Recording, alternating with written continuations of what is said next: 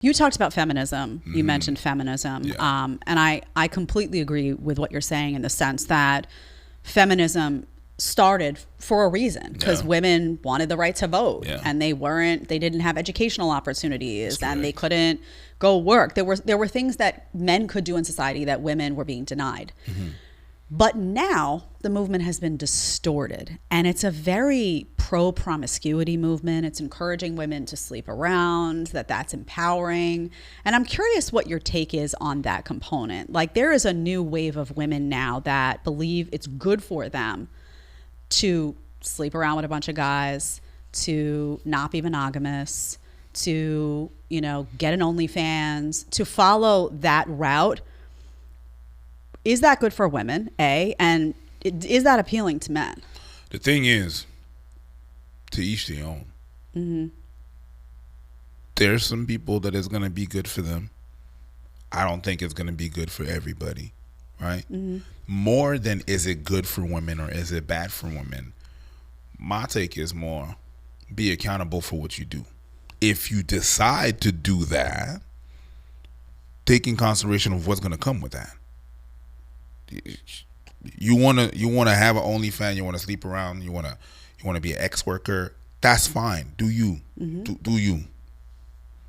But you have to understand that certain things and certain aspects of your life are going to change.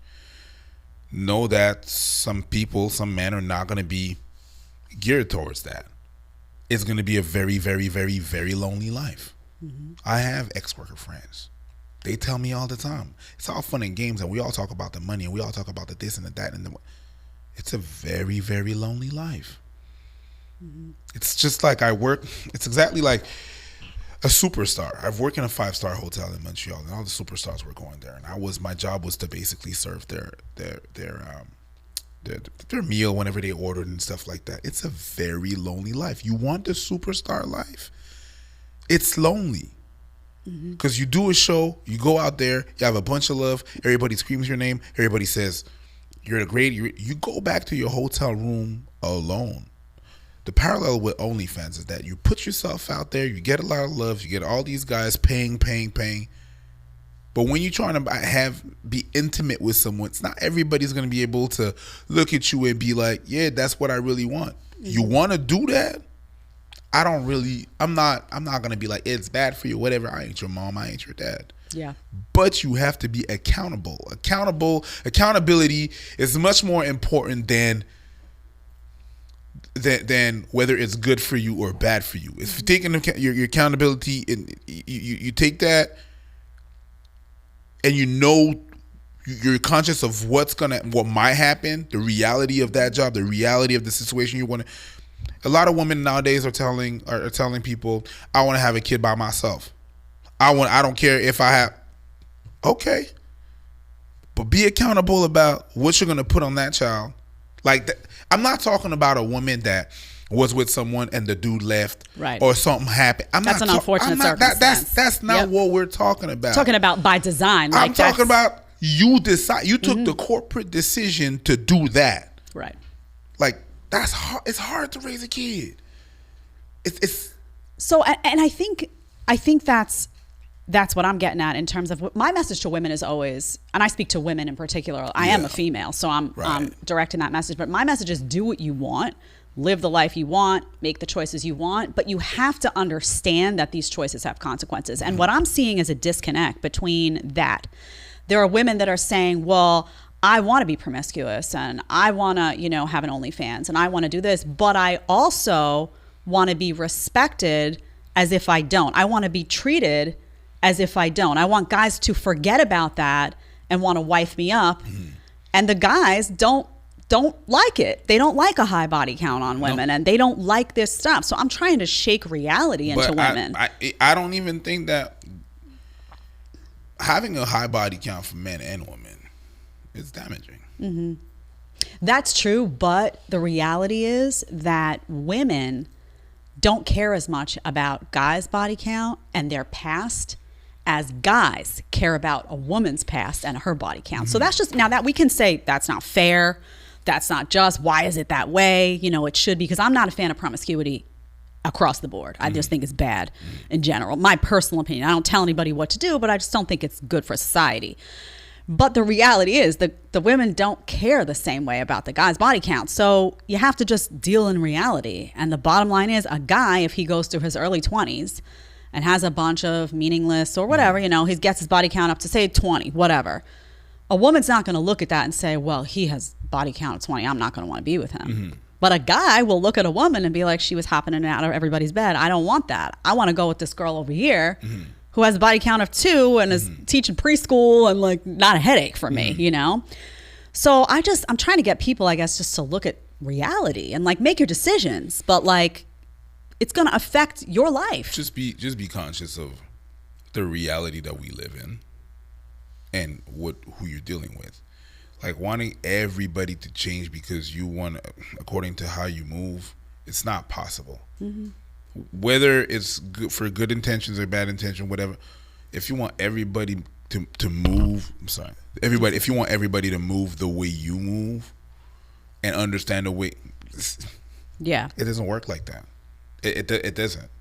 So, yeah, they have to be conscious. More than promiscuity, more than all of that, be accountable. Right. There's a phrase that's been going around for a couple of years. It says, the future is female. Okay. I think the future is accountability. So we made a shirt like that. The future is female, and it's written accountability. Because I think that's more important. Just know how it's supposed to be out there. Be conscious. Right. It's like you're just walking in your privilege of I want that. Oh yeah, but pipe down. So I understand that. Whether you're a fan of promiscuity or not, understand that it might get difficult. So if you go to war, you want to be a soldier, there's going to be consequences. If I do certain jobs, there's going to be consequences. If I want to be a CEO of a company or whatever, and I have to put a lot of hours, well, my family are probably going to suffer. Doing the job that I do, I'm here and there, and I have to make time for certain things. I have choices to make according to the reality of the thing. You have to be accountable, no matter. Even that slogan, though, that future is female. Like, it just, I mean, I am a female. You don't like that? Wrong. Well, I don't like it because why? Why does it rub you? Well, 2 reasons. First of all, future should be, for me, the future is good people, like good quality citizens. Like men, women, I don't care. Like, I don't like that immediately makes it like, oh, women are going to do all the good things and women are going to do. And what happens to all the guys? I have a little boy, I have a 3-year-old son. I'm raising him to be a kind, respectful, wonderful one-day man. And are we now in a culture that's going to disregard him as, oh, you can't really accomplish good things because women are here now? Why? You have to earn that spot. So let each individual, man or woman, earn that spot based on their character, not based on their gender. Because I'm able to sit down and when I have to talk to people like that, I understand what the message is behind the future is female. What is it to you? They want to prop up female. They want to give this self-confidence. They want to prop up the ego of women that was not just as bad for all these years. I understand that. Can I swear? Sure. Okay. Go for it. All right. Go for it. Nothing's off the table on this show. Okay. It's just and I know they want to prop up and they want to do this. They want to make people feel better. The thing is, the marketing is fucked up. It's not good marketing. Because that's not what the message of other people do. It's not good marketing. It's not good. Imagine if it was written live and it was pre-taped. The marketing is messed up. It's not good marketing. Just like if you're talking about toxic masculinity. I understand what they're trying to say when they say that. The marketing is fucked up. It's not good market. It's not what it is. How come whenever we talk about racism and we say, let's say we have a white person that's being racist towards a black person, we call that racism. When a black person is racist towards another black person, we call that classism. We call that self-hate. Whenever we have a lighter shade of black. Like, we have all these names for all these different types of racism depending on who does it. But what if we talk about feminism? When a guy is being rude to a woman, it's toxic masculinity. When a girl's being rude to a man, toxic masculinity. When everything is let's see. We know where it's from, but let's just know what this is. Yeah, but it's because it's oppression. I get it. Yeah, whatever. But that's by design.